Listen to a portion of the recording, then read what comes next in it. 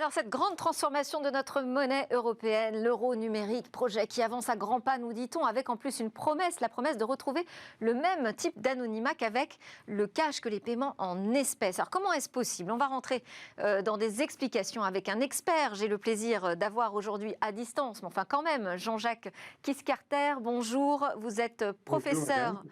Bonjour, vous êtes professeur de cryptographie, de sécurité multimédia au département d'électricité à l'école polytechnique de Louvain. Vous êtes un pionnier de la blockchain, avec une première expérimentation pratique de cette blockchain dès 1996. Vous êtes un détenteur de nombreux brevets aussi dans ce domaine de la cryptographie et de la carte à puce.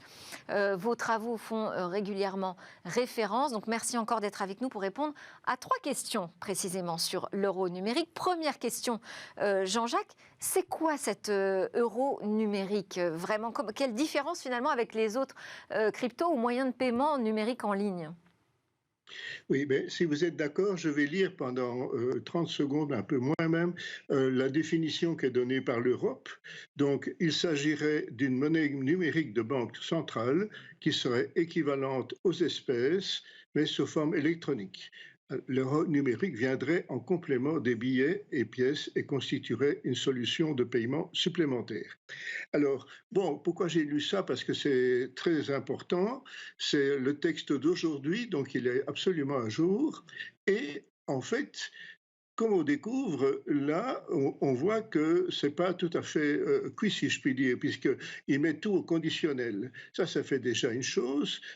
Ils disent bien que ce serait équivalent aux espèces, ce qui veut dire qu'il est possible que ce ne soit pas tout à fait. Donc, voilà. Euh, et, euh, et alors, ça viendrait en complément. Alors, bon, moi j'ai beaucoup lu qu'il y a des gens qui disent que le cash va disparaître, etc. Mais donc, c'est pas, en principe, on peut en discuter, l'intention de supprimer ou de faire disparaître le cash. Et donc, c'est bien aussi, il y a un autre mot important, c'est une solution de banque centrale. Donc, c'est la Banque centrale européenne et les banques centrales de chaque pays qui vont gérer ça. Et donc, ça n'a vraiment pas grand-chose à voir d'un point de vue de la gestion de ce qui se passe autre part.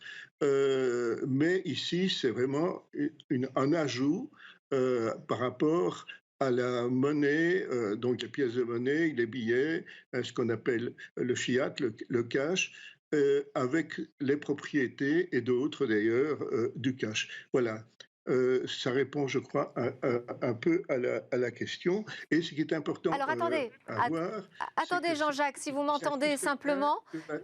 Attendez Allô. Jean-Jacques, si vous m'entendez. Donc, c'est intéressant parce que vous nous rappelez qu'évidemment ça passe par une banque ou des banques centrales. Donc on est sur un modèle centralisé contrairement aux autres crypto-monnaies. Donc on a bien vu la différence. Ma question deuxième porte sur l'anonymat garanti par cet euro numérique. Comment est-ce possible et est-ce que vous y croyez? Mais il faut voir, il y a 2 types de fonctionnement qui sont prévus. Il y a un fonctionnement où ça passe directement par la banque centrale, ou une banque centrale vis-à-vis d'une autre, si ça passe d'un pays à l'autre. Ça, c'est une chose. Et là, on peut se poser quand même beaucoup de questions sur l'anonymat, et s'il est réaliste et s'il est réalisable. Alors là, il y a beaucoup de travaux théoriques et pratiques qui ont été faits et je n'ai pas encore vu que la Commission européenne, l'Europe, comptait utiliser ce genre de travaux. Et donc, je ne peux pas dire que je suis certain, quand on passe par une banque centrale, que c'est vraiment anonyme.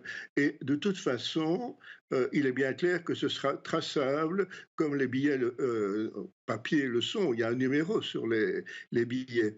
Et donc ici, sur chaque transaction, sur chaque morceau de monnaie, je ne sais pas comment je dois dire exactement, il y aura aussi un numéro, ne fût-ce que pour éviter qu'on le dépense 2 fois ou qu'on le donne 2 fois, etc. Donc il y a plein de petits problèmes qui me semblent pas encore bien clairs ni bien résolus. Et la deuxième façon d'échanger de la monnaie électronique de l'euro numérique, c'est de le faire, par exemple, d'un smartphone à l'autre. Vous avez un un portefeuille, un wallet électronique sur votre smartphone, il y a une certaine somme, et vous voulez le donner à quelqu'un d'autre, et vous faites ça par différents moyens de communication, Bluetooth par exemple, ou quelque chose comme ça. Jean-Jacques, Et, on a plus que 30 et là, secondes, donc j'avais une dernière question importante parce qu'en fait, on cherche à comprendre aussi à quoi ça va servir. Selon vous, quel sera l'usage principal, le plus intéressant de cet euro numérique?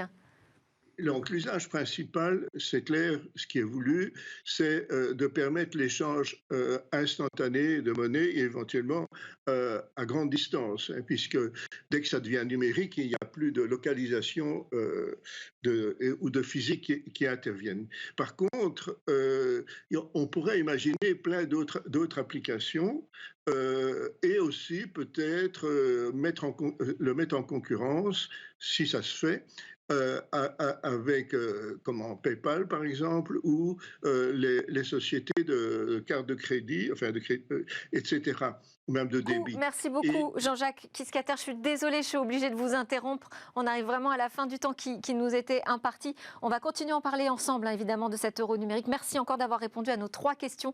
Jean-Jacques Kiskater, donc référent, un professeur à l'École polytechnique de Louvain. Tout de suite, notre rendez-vous avec le monde du libre.